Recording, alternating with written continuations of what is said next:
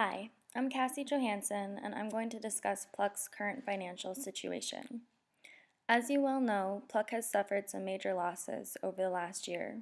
You were forced to reduce staff from 20 to 9 and pull services out of part of the state, specifically the eastern portion. Pluck's sole reliance on federal grants has put them in a precarious financial situation, which is why it is one of our recommendations for the organization to diversify their revenue stream in order to prevent another situation like the current one. Our hope is that Pluck will be able to utilize our plans to gain private donation and provide a steady stream of income.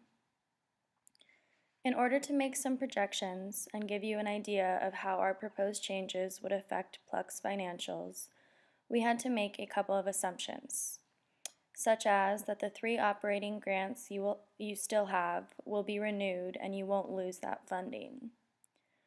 We compiled a list of other parent centers in order to benchmark what your private donation goals should be, as well as looked at the financials of another nonprofit in the state, Eagle Mount, for a realistic goal for private donation.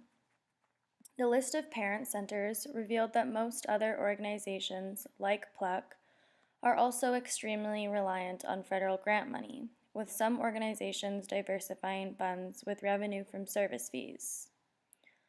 Unlike those other organizations, Eagle Mount's revenue stems from a combination of grant money, private donation, and fundraising. About 25% of their budget comes from individual donation, 16% comes from fundraising, and only 27% comes from grants.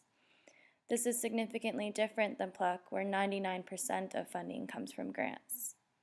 Eagle Mount's financial situation is more sound than Pluck's because they are not solely reliant on one revenue stream, which is why we have set Eagle Mount's finances up as a goal for Pluck. In the pro forma income statement, we have projected that over the next 5 years, Pluck could gain 10% the first year, 15% the second year, 20% the third, and level off at 25% of their revenue from private donation.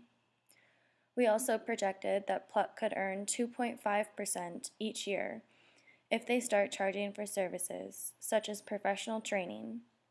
We will also assume that as Pluck grows their organization, expenses will also increase incrementally at about 5% each year to allow for the rehiring of the employees that you recently lost and the expansion back into the eastern portion of the state.